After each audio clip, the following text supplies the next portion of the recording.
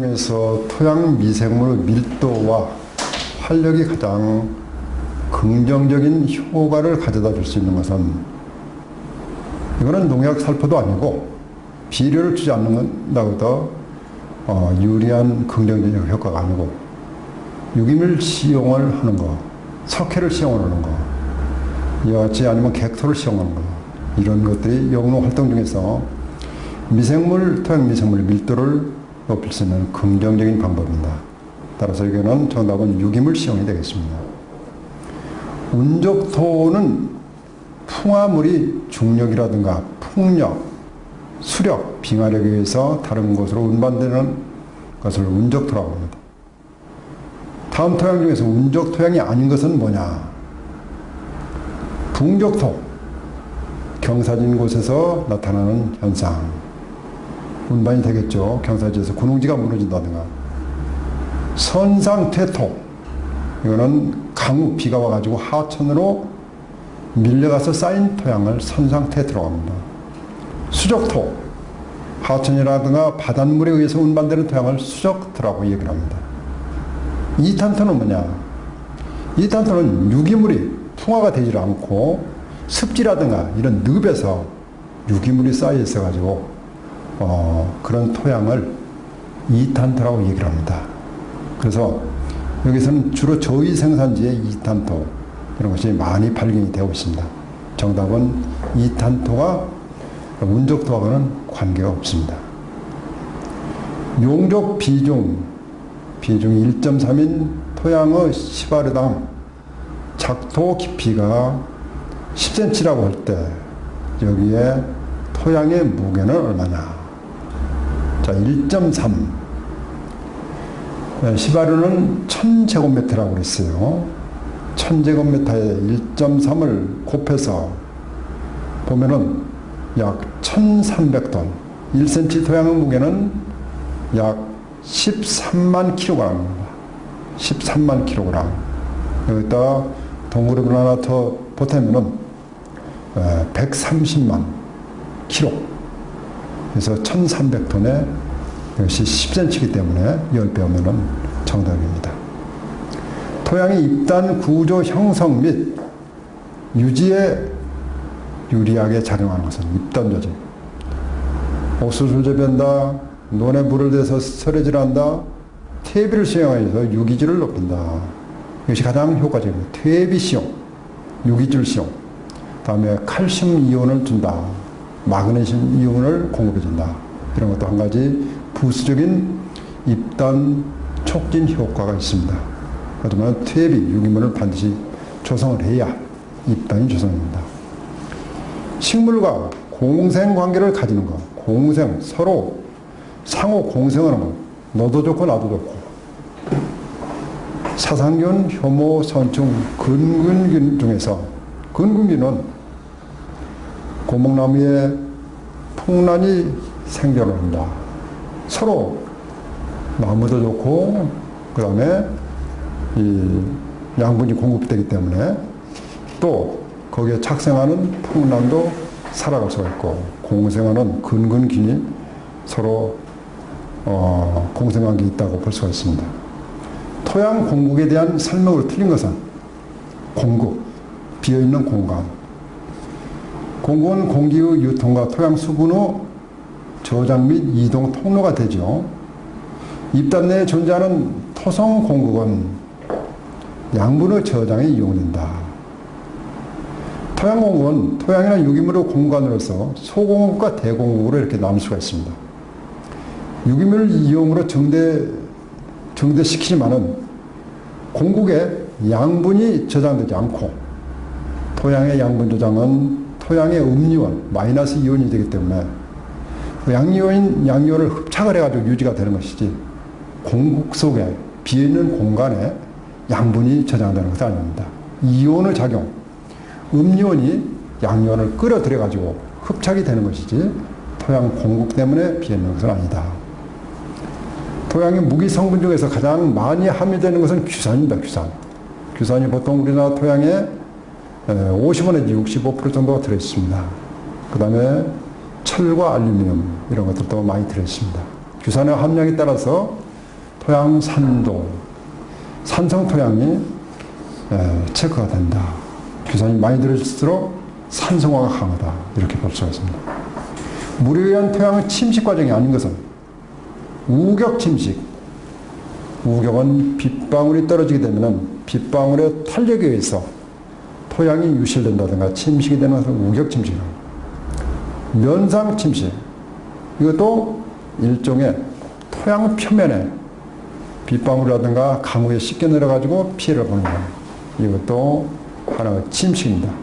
선상, 하천수, 물에 의해서 씻겨 내려가는 것. 이것도 하나의 물에 의해서 토양을 침식한다. 협곡 침식. 이거는 물이 흐르는 물에 의해서 토양이 침식됩니다. 여기 보면은 전부 다 물에 의한 토양 침식 과정이 아닌 것은 정답이 없습니다.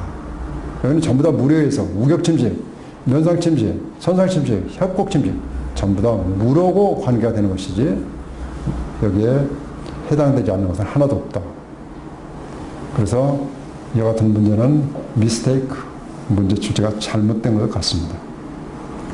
토성 분석 시에 토양의 입경 크기에 따라서 토양을 분석한다고 그랬어요. 입경 크기에 따라서. 사용되는 토양의 입자 크기는 얼마 이하인가? 0.002mm 그 이하를 점토라고 하죠. 2mm 이상 되는 것을 자갈이라고 합니다. 자갈. 근데 자갈은 토성하고는 관계없어요. 그래서 0.002mm, 0.002mm에서 2mm까지 이 부분에 토양 성분이 얼마나 들어있느냐에 따라서 미세다, 또 양토다, 모래다 이렇게 결정이 되는 거기 때문에 이 기준은 얼마 이하를 말하는가? 2mm 이하죠. 2mm. 정답은 2번입니다. 지렁이가 가장 많이 생겨날 수 있는 토양 환경 조건은 통기성이 양호하고 유기물 함량이 많은데 그래야 영양소가 많기 때문에 지렁이가 그 먹이를 찾아서 여기에 생육을 할 수가 있는 것입니다. 정답은 3번. 토양 입자의 입단을 촉진하는 것으로서 촉진시키는 것은 뭐냐?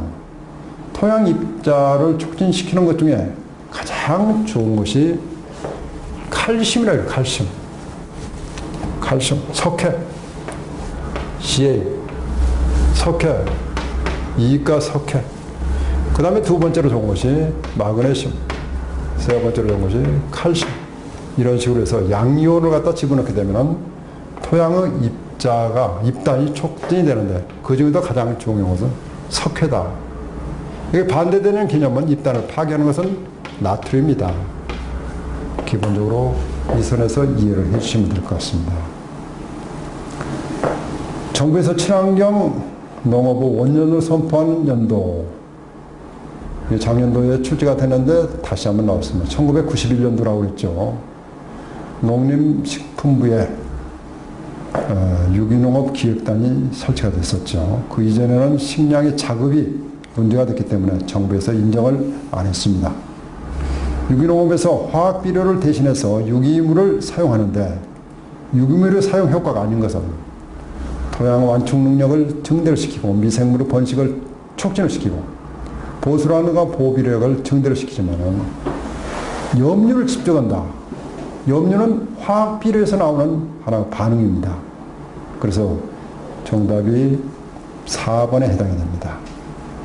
품종의 특성 유지 방법이 아닌 것은 영양 번식을 시켜가지고 하나의 개체를 고구마의 원줄기에서 영양 번식, 과수에서 우량한 모종에서 일부분을 삽목을 해가지고 그럼 모체 그대로 유전 우선 형질을 이어받을 수가 있는 것이죠. 격리재배한다. 우리나라의 진돗개가 유명합니다. 진도라는 섬 지역에 지금은 다리를 와서 육지와나 마찬가지지만 격리재배를 하기 때문에 격리사육을 하기 때문에 진돗개가 육지에 있는 잡종들하고 혼종이 되지 않기 때문에 이와 같이 우선 유전 형질을 유지하는 것과 마찬가지로 이 작물도 마찬가지입니다. 격리재배를 한다. 원원종 재배를 한다. 원원종. 원원종이 뭐냐? 농촌진흥청에서 새로운 종자 품종을 하나 개발을 합니다. 이건 기본식물포라고 합니다. 개발을 하게 되면은 개발된 종자를 각 도의 농업기술원이 있어요. 도의 원원종 종자를 내려보냅니다. 그러면 원원종을 갖다가 다시 증식을 해서 농산물 종자 보급소가 있어요. 도 땅에. 거기에 원종으로 내려보는 거예요. 원종을 갖다가 최종포에서 다시 받아가지고 종자를 증식해서 농가한테 배부를 하는 것입니다.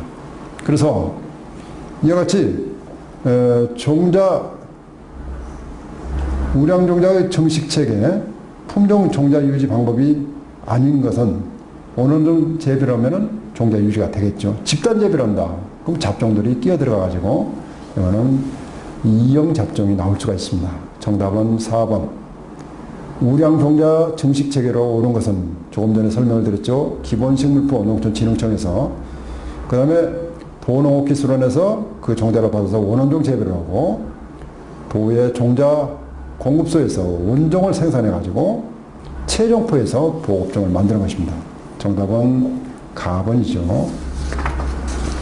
유기축산물 인증 기준에 따른 유기사료급여에 대한 설명으로 틀린 것은 천재지변의 경우 유기사료가 아닌 사료를 일정 기간 동안에 일정 비율로 급여하는 것을 허용이 된다. 천재지변. 어쩔 수가 없잖아요. 가축이 굶어 죽을 수가 있기 때문에 사료를 급여할 때 유전자 변형 농산물에 함유되어 있지 않아야 되겠죠. 맞습니다.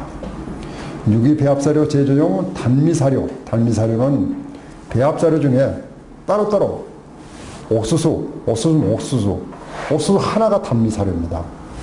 이 단미사료용 곡물류는 유기농산물 인증을 받은 것에 하나입니다. 당연하죠.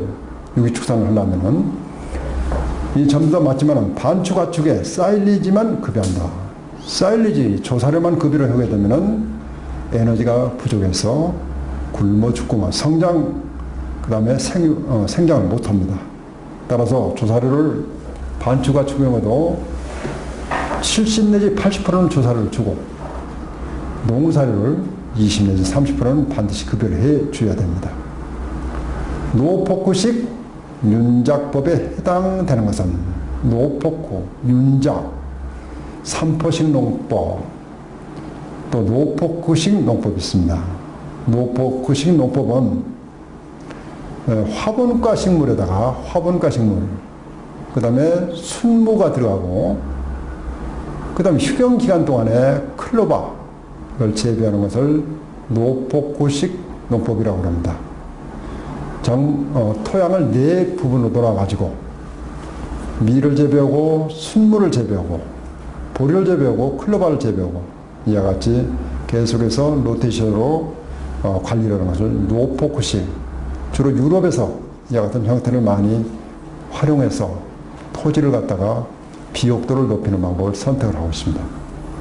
과수원에 부는 적당한 바람, 연풍이죠. 작물 생육과 관계에 대한 설명으로 틀린 것은 연풍이 불게 되면 양분 흡수를 촉진한다. 동해 발생을 촉진한다. 서리가 내려올라다가 연풍, 시간당 4 내지 6km 부는 바람을 연풍, 부드러운 바람이죠. 그러면 서리가 내려올라다 이게 전부 다 밖으로 이렇게 바람 위에서 날아가기 때문에 동해 피해를 줄일 수가 있습니다. 근데 촉진을 시킨다. 이게 정답이 되겠죠. 틀린 것을 고르기 때문에. 퇴비의 부숙도 검사 방법이 아닌가. 퇴비가 얼마나 잘 숙성이 됐느냐. 관능 검사, 물리적인 검사, 종자 발화 검사, 전부 다 물리적인 퇴비의 부숙도 검사와 관계가 있지만은 탄질비, 탄소와 질소 비율이 얼마나 들었냐. 이거는 화학적인 방법, 물리적인 검사 방법이 아니고 탄질비, 이거는 화학적인 비율 판정법이지 부숙도를 검사하는 방법이라고는 볼 수가 없습니다. 유기 재배 시에 작물의 병해충 제어 방법, 방제 방법이죠. 가장 적합하지 않는 것. 화학적 토양 소독을 한다. 화학은 쓸 수가 없습니다. 합성 물질도 쓸 수가 없습니다. 정답은 바로 가번입니다. 하지만 토양 소독, 토양을 태운다든가 경정적 재배 방법, 생물적인 천적을 이용한다든가 이런 방법들은 유기재배에서 허용이 된 관리 방법입니다. 과수의 전정에 대한 설명으로 옳은 것은 전정, 단초 전정, 짧게 자르는 가지를 전정을 단초 전정이라고 해요. 주로 포도나무에서 이루어지는데 모지에서 전정할 때 남기는 마지수는 4 내지 6이 아니라 3개 이내입니다. 3개. 짧게. 이건 정답이 아니고, 두 번째, 갱신전정. 서로 바꿔치기 하는 거죠. 갱신전정은 정부 우세성으로 해서 결과 모지가 원줄기로부터 멀어져 착과되는 과실의 품질이 불량할 때 이용하는 전정 방법이 아니고, 과실이 맺는 정부 우세성으로 해서 과실을 맺게 하는 결과모지에서 이용하는 불량한 것을 갖다가 바꿔치기 하는 것. 그래서 이건 화분화, 과실의 화분화를 촉진을 시키기 때문에 이거는 맞는 정답이라고 볼 수가 있습니다. 정부 우세성이 뭐냐? 나무 가지를 갖다가 나무 줄기가 있어. 이걸 이렇게 휘면은 가장 정상 부분, 정부, 이쪽에 세력이 가장 강합니다. 여기를 상처를 낸다. 여기서 싹이 나와. 이쪽보다도 먼저 나와. 이걸 정부 우세성이라고 해요. 그래서 이러한 것은 노목이 됐다든가 원줄기가 품질이 불량할 때 새로운 종자 품종으로다가 새로운 가지 결과 모지를 바꿔줄 때 갱신전정이 이루어지는 것입니다. 정답은 2번. 답전 윤환 체제로 논을 밭으로 이용할 때 유기물이 분화돼서 무기태 질소가 증가하는 것은 밭을 논을 밭으로 물을 다 빼고 밭으로 이용할 때 유기물이 분해가 돼가지고 갑자기 질소가 확 늘어납니다. 분해가 돼. 왜 그러냐면은 환원 상태에서 산소가 부족해서 분해가 안 됐던 유기물이 산소가 공급이 되니까 물이 없는 상태에서 유기물이 분해가 돼서 질소질이 증가가 되는 현상. 이걸 건토 효과, 건토, 마를 건자, 토양을 말리니까 건토 효과. 건토 효과라고 얘기를 합니다. 마르기 때문에 거기서 질소 함량이 증가가 됐다. 그래서 건토 효과. 정답은 3번이죠. 다음 중 CNO율이 가장 높은 것은 CNO율. 탄소와 질소 비율이라고 했어요. CNO율.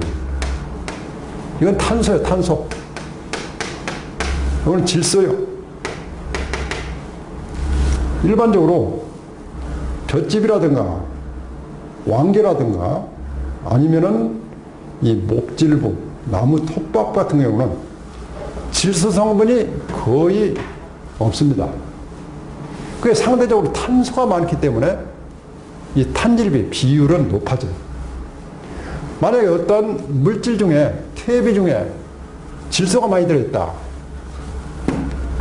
질소가 많다. 질소가 10%가 들어있다.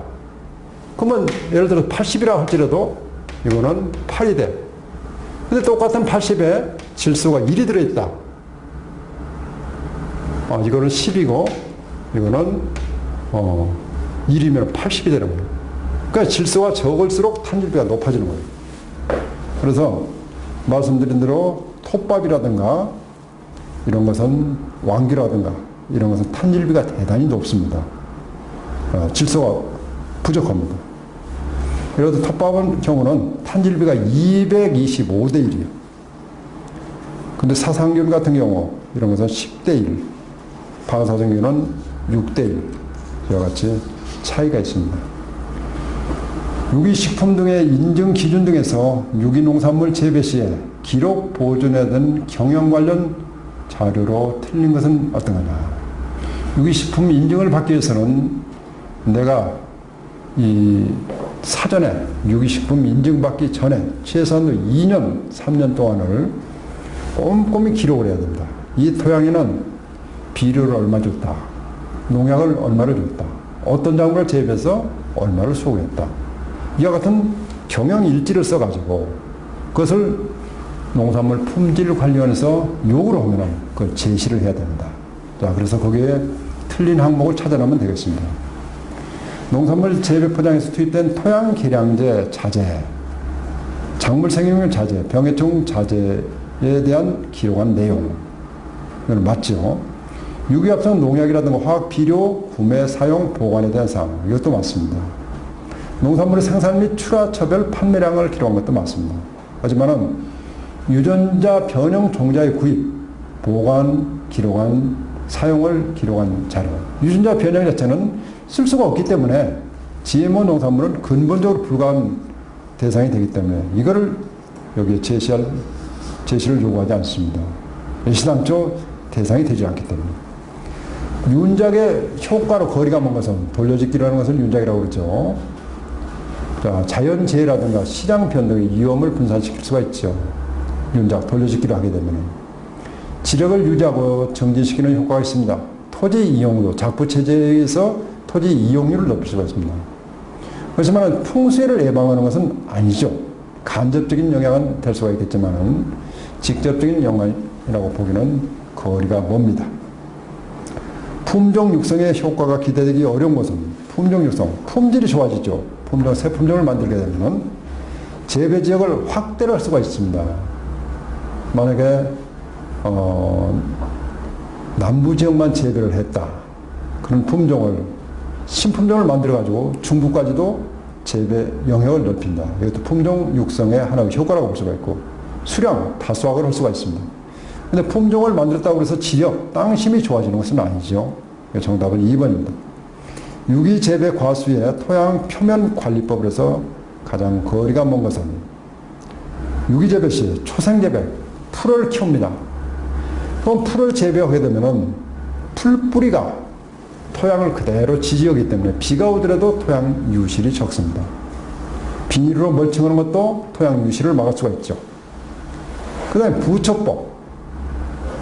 낫으로 풀을 베가지고 그걸 토양에다가 깔아놓습니다. 부초법. 토양 유실을 막을 수 있죠. 그렇지만 청경법. 풀을 깨끗이 내버린다. 풀을 깎아버린다. 그럼 비가 오면은 토양이 씻겨 내려갈 확률이 훨씬 높습니다. 그래서 유기재배에서 과수원에 토양 유실 방지를 위한 표토관리법을 해서 가장 거리가 먼 것은 청정재배입니다. 유기축산물 생산을 위한 사육장 조건으로서 틀린 것은 축사, 농기계 및 기구에 대한 청결을 유지를 해야 되겠죠. 충분한 환기라든가 채광이 되는 케이지 사육. 케이지 사육은 운동 부족으로 해서 가축의 복리 증진을 역행하는 그 사양관리법입니다. 자연상태에 방사를 해야 가축이 스트레스를 적게 받고 가축의 정상적인 생육을 할 수가 있지. 케이지 안에 딱 갇혀있다. 스트레스를 얼마나 받겠습니까? 그래서 조건은 틀린 것은 2번. 예방관리에도 불구하고 가축의 질병 발생을 됐습니다. 수의사의 처방에 따라서 동물약품을 쓸 수가 있습니다. 이 경우에 최소한의 휴약기간, 작년에도 이 문제가 출제가 됐습니다. 유기축산물로 인정할 수 있는 휴약기간은 얼마인가? 최소한도 약품에 써있는 휴약기간의 2배 이상의 기간이 필요합니다. 예를 들어서 한 달간 쓰면 안 된다라고 정해졌을 때 2달 이상 약을 쓰지 않고 그대로 사육을 하고 나서 그 다음에 출하를 시키면은 유기축산물로 인정을 받을 수가 있습니다. 그래서 이 문제는 연년이 계속해서 출제가 되기 때문에 꼭 기억을 해 주시기 바랍니다. 한 포장에서 연작을 하지 않고 몇 가지 작물을 일정한 순서대로 규칙적으로 반복 재배하는 것. 이 문제도 작년도에 출제가 됐습니다. 콩과 옥수수, 콩과 옥수수, 콩과 옥수수 교대로 재배하는 것. 이건 교호작이라고 말씀을 드렸습니다. 수고하셨습니다.